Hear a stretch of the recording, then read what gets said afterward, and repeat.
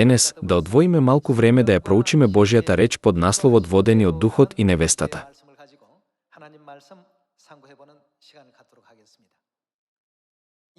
Со други зборови, оваа титула значи да живееме сега живот на послушност во согласност со Божјата реч.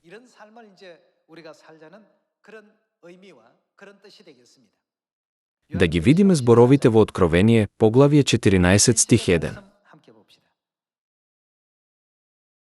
Потоа видов, ете, јагнето стои на гората Сион, и со него 144.000, што го имаа на челата своји напишано името на неговиот Отец.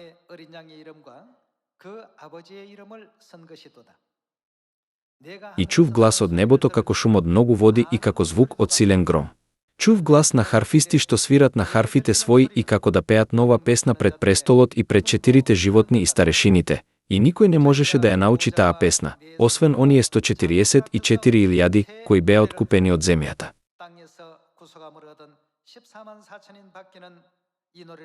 Тие се оние што не се осквернија со жена, бидејќи се девствени. Тие се оние што го следеа јагнето. Кој е јагнето? Јагнето е Исус. Што го следеа јагнето? Нашите мисли и проценки се важни.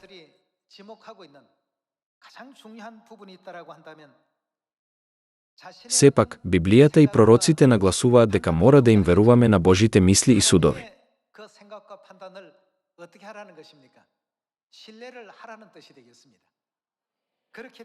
Само кога имаме доверба во Божите мисли и судови, можеме да го следиме каде и да оди. Зар Бог не го гледа крајот од самиот почеток и не го води делото на спасение на човештвото? Мораме апсолутно да веруваме и да имаме доверба дека Божјата волја е однапред одредена и сигурна, па затоа ќе се исполни без никаков пропуст.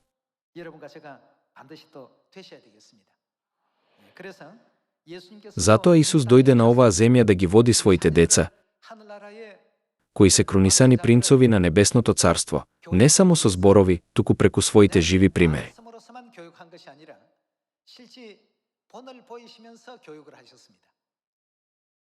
Да го видиме неговото учење во Јован, поглавје 13, стих 15.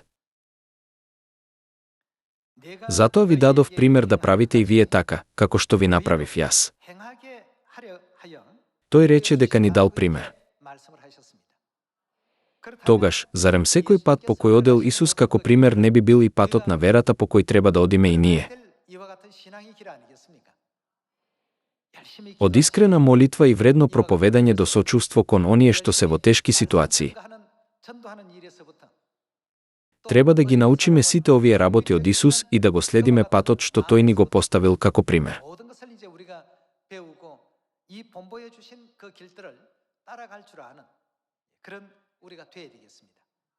Сега да откриеме како Исус покажал пример за послушност кон своите деца во Евреите поглавје 5.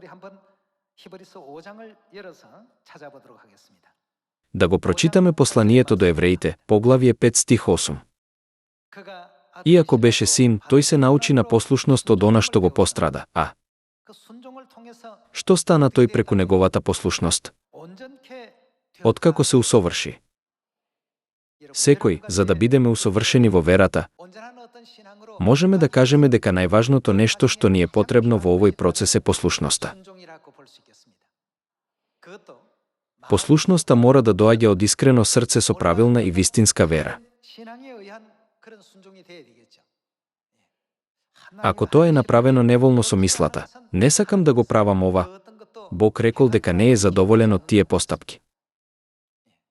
Наместо тоа, да станеме деца на Сион, кои секогаш се благодарни и послушни на водството на Духот и невестата, размислувајќи какви учења ни даваат во ова време.